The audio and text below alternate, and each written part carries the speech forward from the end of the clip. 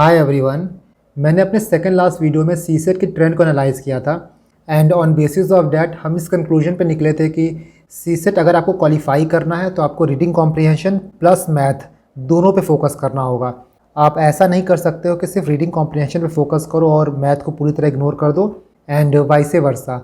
Math में कौन कौन से टॉपिक्स इंपॉर्टेंट है इसकी बात हमने लास्ट वीडियो में की थी, तो आप उस वीडियो को जाके देख सकते हो। उसका लिंक आपको डिस्क्रिप्शन बॉक्स में मिल जाएगा।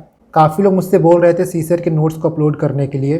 मैं उसको करने वाला ही था बट थोड़ा प्रॉब्लम हो गया था, इसीलिए उसको अपलोड नहीं कर पा रहा था। बट आज रात तक वो नोट्स मैं अपलोड कर दूंगा, तो वो आपको मेरे टेलीग्राम चैनल पे मिल जाएगा। Now coming to comprehension. देखो यूपीएससी में जो भी कॉम्प्रिहेंशन आता है उसमें बहुत से क्वेश्चंस ऐसे होते हैं जिनको आप कॉमन सेंस से लगा सकते हो। आपको इवन पैसेज को रीड करने की ज़रूरत भी नहीं पड़ेगी, क्योंकि जो स्टेटमेंट सेट होते हैं उसमें कहीं ना कहीं आपको कुछ ना कुछ हिंट मिल जाता है। और इस चीज़ को लेके मैंने एक वीडियो बनाया था तकरीबन 1 महीना पहले। मैंने आपसे 8-10 क्वेश्चन डिस्कस किए थे 2020 के, 2021 के, 2022 के। उस वीडियो का लिंक भी मैं आपको डिस्क्रिप्शन बॉक्स में दे दूंगा।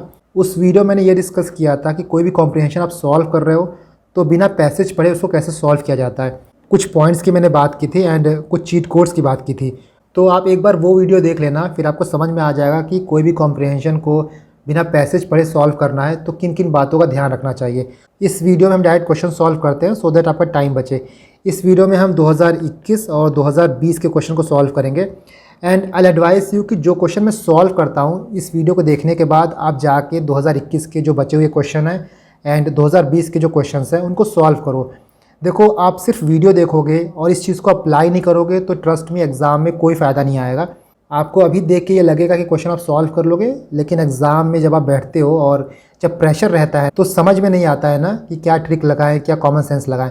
इसीलिए पहले आपको एग्ज़ाम लाइक कंडीशन में पेपर को सॉल्व करना है। जो भी चीज़ें मैं आपको बताता हूँ आपको खुद अप्लाई करना है।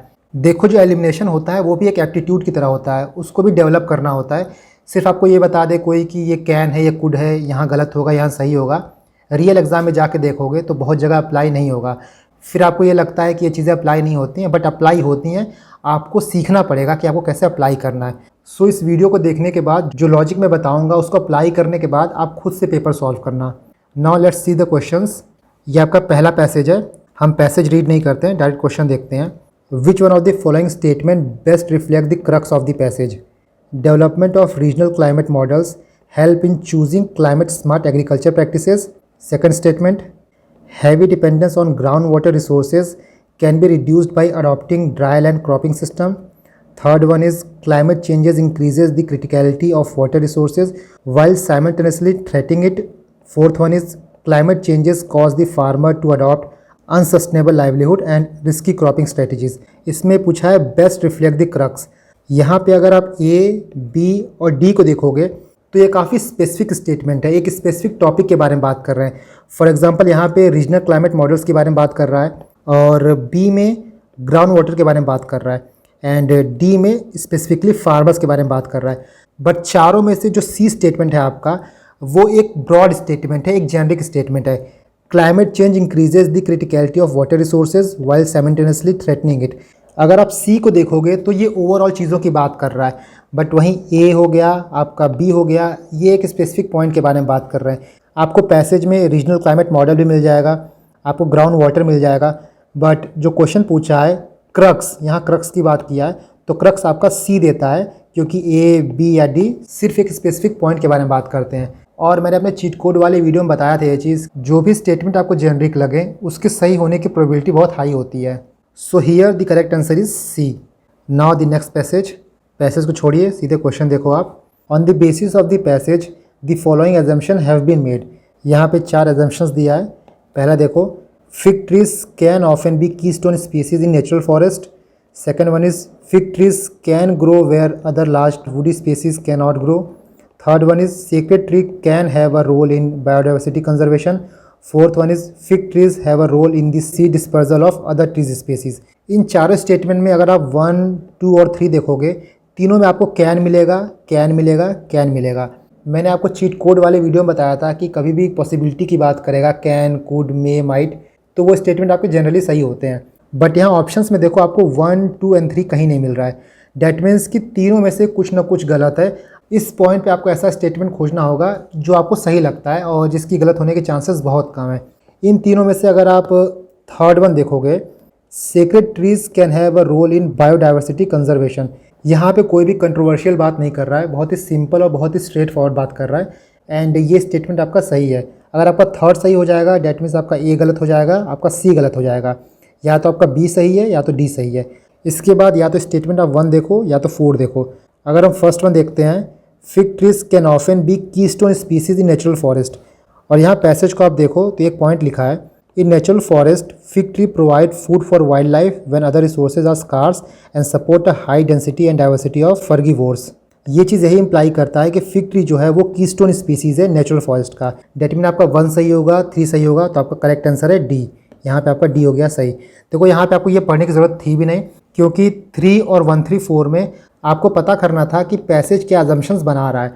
तीसरा आपका सही था ही, अगर आपका तीसरा सही होता तो आपका फर्स्ट वन ऑटोमेटिकली सही हो जाता, क्योंकि जो थर्ड वन है वो फर्स्ट वन को डिराइव करता है। और वैसे भी आपको बहुत ईजिली फोर्थ भी स्टेटमेंट सही मिल जाता है। लास्ट में देखोगे तो यहाँ पे सीडलिंग्स की बात की है, तो वही आपका फोर्थ है जो करेक्ट है।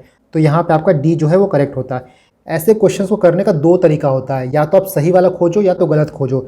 डिपेंड करता है कि क्या खोजना ईजी है और किसको खोजने से ज़्यादा ऑप्शन एलिमिनेट हो जाएंगे। जैसे हमने यहाँ पे ये सर्च किया कि कौन सा स्टेटमेंट ऐसा है जो 100% करेक्ट है, थर्ड आपका करेक्ट था, तो आपका ए और सी चला गया, बाकी बी और डी में आप इजीली फाइंड आउट कर सकते हो कि आपका बी सही है या फिर डी सही है। Now see the next passage को रीड नहीं करते हैं, क्वेश्चन देखो आप, which of the above farming practices can be compatible with agro ecology as implied by the passage. यहाँ पे 6 फार्मिंग प्रैक्टिसेस दिया गया है और पूछा है कि कौन सी फार्मिंग प्रैक्टिसेस जो है वो कंपेटिबल है एग्रो इकोलॉजी से। एग्रो इकोलॉजी मीन्स वो फार्मिंग प्रैक्टिसेस जो सस्टेनेबल हो, जो क्लाइमेट चेंज मिटिगेशन में हेल्प करें। और ऐसे क्वेश्चन आपके बहुत ईजिली सॉल्व हो जाते हैं, इसमें आपको सिर्फ 1 या 2 गलत पकड़ना होता है। इन 6 प्रैक्टिसेस में से आप सेकंड देखो, फर्टिगेशन। फर्टिगेशन का मतलब ये होता है कि फर्टिलाइज़र का यूज़ करना वाटर में डिजॉल्व करके। अगर हम फर्टिलाइज़र का यूज़ कर ही रहे हैं तो ये फिर सस्टेनेबल प्रैक्टिस नहीं है। डेट मीन्स आपका 2 जो है वो रॉन्ग हो जाएगा। यहाँ पे बी गया, सी गया। Now you left with A and D, 4 दोनों में है। आपको देखना है कि आपका 1 सही है, 5 सही है या 6 सही है। नाउ अगर आपको ये ना पता हो कि कवर क्रॉप्स क्या होता है तो इसको आप छोड़ो। आपको ये तो पता होगा ना कि पॉलीकल्चर क्या होता है। पॉलीकल्चर में हम डिफरेंट क्रॉप को ग्रोन करते हैं और ये क्लाइमेट चेंज की मिटिगेशन को हेल्प करता है, क्योंकि हम इससे सॉइल प्रिवेंट करेंगे, वाटर प्रिवेंट करेंगे, इलेक्ट्रिसिटी प्रिवेंट करेंगे। तो सारी अच्छी अच्छी बातें होंगी जो कि क्लाइमेट चेंज मिटिगेशन में हेल्प करेंगी। तो आपका 5 सही हो गया, डेट मीन्स आपका करेक्ट आंसर है ए, 1, 4 एंड 5। ये भी काफ़ी ईजी क्वेश्चन था एंड डायरेक्टली आप इसको एलिमिनेशन से कर सकते थे। Now see the next question. यहाँ भी डायरेक्ट क्वेश्चन देखो आप, on the basis of the passage given above the following assumptions have been made. First one is, people who are obsessed with personal hygiene tend to ignore the community hygiene. Second one is, emergence of multi-drug resistant germs can be prevented by personal cleanliness. Third one is, entry of the market in the domain of hygiene increases the risk of infectious disease. Fourth one, scientific and micro level intervention are not sufficient to bring down the burden of infectious disease. The last one, it is community hygiene implemented through public health measure that is really effective in the battle against infectious disease. In 5 statement में अगर आपको सही पकड़ना है कौन सा ऐसा statement है जो बिल्कुल गलत नहीं है, वो आपका 5th हो गया। बहुत ही जनरल स्टेटमेंट है, जेनरिक स्टेटमेंट है, करेक्ट स्टेटमेंट है, स्ट्रेट फॉरवर्ड स्टेटमेंट है। आपका 5वां सही हो जाएगा तो आपका ए गया, बी गया एंड डी गया। करेक्ट आंसर आपका सी हो गया, डेट इज़ 4 एंड 5। आप वैसे भी देख सकते हो, जैसे पहला स्टेटमेंट पढ़ो, people who are obsessed with personal hygiene tend to ignore the community hygiene. ये कोई ज़रूरी है नहीं कि जो लोग पर्सनल हाइजीन को प्रेफर करते हैं वो कम्युनिटी हाइजीन को इग्नोर करते हैं। बहुत ही एब्सर्ड स्टेटमेंट है ये। वैसे भी चलते तो आपका 1 गलत है तो ये चला जाता, ये चला जाता, बी और सी में से एक बचता, दोनों में 4 सही है, तो 3 और 5 में से जो मोस्ट करेक्ट है वो आपका 5 होता। So the correct answer is C, 4 and 5। Now move on to the next one. यहाँ भी पैसेज छोड़ो, आप क्वेश्चन देखो, Which one of the following statement best reflect the critical message conveyed by passage given above? First one, India energy decision making process is ever more complex and interconnected. B, India energy and climate policy is heavily tuned to sustainable development goals. C, India energy and climate action are not compatible with its broader social, economic and environmental goal. D, India energy decision making process is straightforward, supply oriented and ignore the demand side. यहाँ पे आप B देखो, is heavily tuned, ये भी काफ़ी extreme statement है, ये आपका गलत हो जाएगा। सी देखो, नॉट कंपेटिबल विथ, ये भी बहुत एब्जर्ड स्टेटमेंट है, कोई इसका सेंस नहीं बनता है। एंड डी देखो, ये भी काफ़ी एक्सट्रीम स्टेटमेंट है कि इंडिया का एनर्जी डिसीजन मेकिंग प्रोसेस जो है वो सप्लाई ओरिएंटेड है एंड डिमांड साइड को इग्नोर करता है। तो डी भी आपका गलत हो जाएगा, सी गलत हो जाएगा, बी गलत हो जाएगा। Correct answer is A. See the next one. यहाँ पे स्टेटमेंट देखो आप, which one of the following statement best reflect the critical message conveyed by the passage. पहला है people should avoid consuming the product of animal farming. B foods of animal origin should be replaced with food of plant origin. C using antibiotic on animals should be banned. And D one is antibiotic should only be use to treat diseases. इसमें आप ये देखो, people should avoid consuming, avoid की बात कर रहा है कि एनिमल फार्मिंग के जो प्रोडक्ट्स हैं उसको अवॉइड करना चाहिए। एक्सट्रीम स्टेटमेंट है, ये आपका गलत हो जाएगा। बी भी सेम लाइंस पे है कि एनिमल ओरिजिन के जो फूड हैं उनको प्लांट ओरिजिन से रिप्लेस कर देना चाहिए, सीधे रिप्लेसमेंट की बात कर रहा है, ये भी एक्सट्रीम है। सी भी एक एक्सट्रीम स्टेटमेंट है कि एंटीबायोटिक्स का यूज़ पूरी तरह बैन कर देना चाहिए। सो जो आपका एक करेक्ट और न्यूट्रल स्टेटमेंट है वो आपका डी हो गया कि antibiotic should only be use to treat diseases. आपका करेक्ट आंसर हो गया डी। ये सारे पैसेज आपके 2021 के रहे। अब कुछ पैसेज हम 2020 के सॉल्व करते हैं एंड इसके बाद मैं इसकी 1-2 वीडियो और लाऊंगा ताकि मैं आपको 2018, 19, 20, 21 के और भी क्वेश्चन सॉल्व करा दूं एंड आप वेल वर्स्ड हो जाओ। क्योंकि देखो जो कॉम्प्रिहेंशन है ना उसकी प्रैक्टिस आप एप्टीट्यूड की तरह नहीं कर सकते हो। बहुत लोग करते भी नहीं हैं, बहुत लोग डायरेक्ट एग्जाम में जाके सॉल्व करते हैं। दिस इज़ द रीज़न मैं ये सीरीज़ चला रहा हूँ ताकि अगर आप छोड़ के जाने की सोच रहे हो तो एटलीस्ट छोड़ के मत जाओ। एग्जाम में टाइम आपके पास कम रहे तो इस तरीके से आप चीज़ों को अप्रोच कर सकते हो। सी द नेक्स्ट वन। यहाँ पे आप क्वेश्चन नंबर 24 देखो, ये आपका पैसेज रहा। 24 ने बोला है कि what is the most logical and crucial message conveyed by the passage. First one, urban local body must recover cost through user charges. Let me zoom it. B, urban local bodies are not efficient enough to meet the water requirement of our cities. C, water shortage in our cities is a perennial problem that cannot be solved.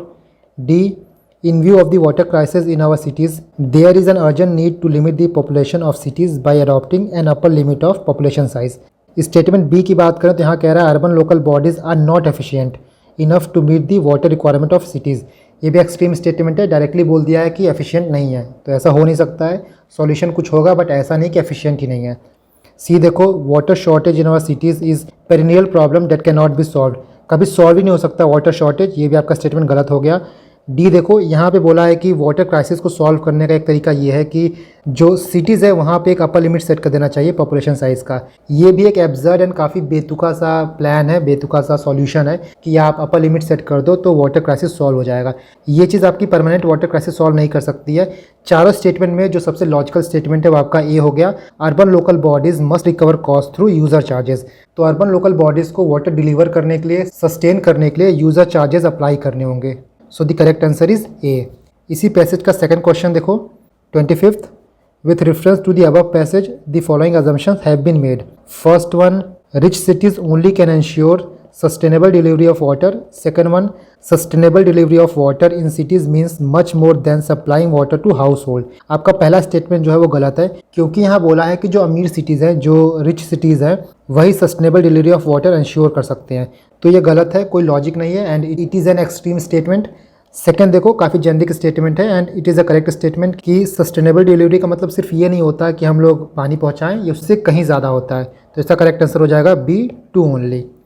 Now सीधा question number 26, यहाँ पे आपका passage है, सीधे हम question देखते हैं। With reference to the above passage the following assumptions have been made. Structural and rural transformation is impossible when farms are mainly small and marginal.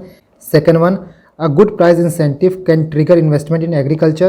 Third one, India needs to build value chain for high value agri product like livestock and horticulture. Fourth one, higher global prices of agriculture commodities are essential for India poverty reduction. यहाँ पे आप options देखोगे तो दो का option है, एक भी आप सही पकड़ लोगे तो आपको 2 ऑप्शन जो है एलिमिनेट हो जाएंगे। यहाँ पे स्टेटमेंट आप सेकंड देखो, a good price incentive can trigger investment in agriculture. बहुत ही जेनरिक एंड करेक्ट स्टेटमेंट है, जीएस में आप 100 बार इसको पढ़ोगे। तो आपका जब सेकंड सही होगा डेट मीन्स आपका 1 गलत हो जाएगा, आपका डी गलत हो जाएगा। तो 2 यहाँ भी है, यहाँ भी है, आपको देखना है कि आपका 4 सही है या फिर 3 सही है। 4 देखो आप, higher global prices of agricultural commodities are essential for India poverty reduction. Essential की बात किया है, एक एक्सट्रीम स्टेटमेंट है, ये आपका गलत होगा। एंड वहीं थर्ड देखोगे तो काफ़ी जेनरिक है, India needs to build value chain for high value agri product like life stock and agriculture. आपका 2 और 3 सही है। So the correct answer is C 2 and 3। इसी पैसेज का एक और क्वेश्चन आप देखो, which one of the following statement best reflect the critical message of the passage. First one, India should create large scale of farm rural employment to reduce poverty in near future. B, India should create a large number of farmer producer organisation. C, private investment in agriculture should be given priority over public investment. And D, inclusive agriculture growth is key to reduce poverty in near future. आप खुद देख के बताओ इसमें से सही कौन सा होगा। इन चारों स्टेटमेंट में जो यूपीएससी का सबसे फेवरेट टॉपिक है, सबसे फेवरेट वर्ड है, वो है इंक्लूसिव। ये डी में दिया है क्योंकि यहाँ पूछा है कि best reflect the critical message. A B C आपको तीनों सही लग सकते हैं, बट जो सबसे बेस्ट है वो आपका डी हो गया, इंक्लूसिव एग्रीकल्चर ग्रोथ। इसी की बात कर रहा है पैसेज में, सो the correct answer is D. मैंने आपको चीट कोड वाले वीडियो में बताया था कि कुछ वर्ड हैं जैसे डिसेंट्रलाइजेशन हो गया, सस्टेनेबल डेवलपमेंट हो गया, इंक्लूसिव ग्रोथ हो गया। ऐसे वर्ड अगर आपको स्टेटमेंट में दिखेंगे तो 99% चांस है कि ये स्टेटमेंट जो हैं वो सही होते हैं। So going by that logic जो करेक्ट आंसर है वो आपका डी है। नाउ मैंने यहाँ पे 10 क्वेश्चन सॉल्व किया है फ्रॉम 2020 एंड 2021। आप 2020, 2021 और 2022 के और भी क्वेश्चन सॉल्व करो। मैं इस सीरीज़ को आगे भी कंटिन्यू रखूँगा एंड इसके साथ साथ मैं जो GS1 है ना उसको भी सॉल्व करूँगा, उसके भी क्वेश्चंस को 2021 के, 2020 के पेपर को एंड 2019 के पेपर को थ्रू एलिमिनेशन मेथड। क्योंकि अभी जो लास्ट टाइम चल रहा है आपके पास मुश्किल से 35 दिन बाकी हैं। इस वक्त कॉन्फिडेंस गेन करना बहुत इंपॉर्टेंट है, बहुत क्रूशियल है। और वो चीज़ आपको तभी आएगा जब आप PYQ सॉल्व कर पाओगे, जब आपको लगेगा कि जो क्वेश्चन एग्जाम में आए हुए हैं वो आप सॉल्व कर पा रहे हो।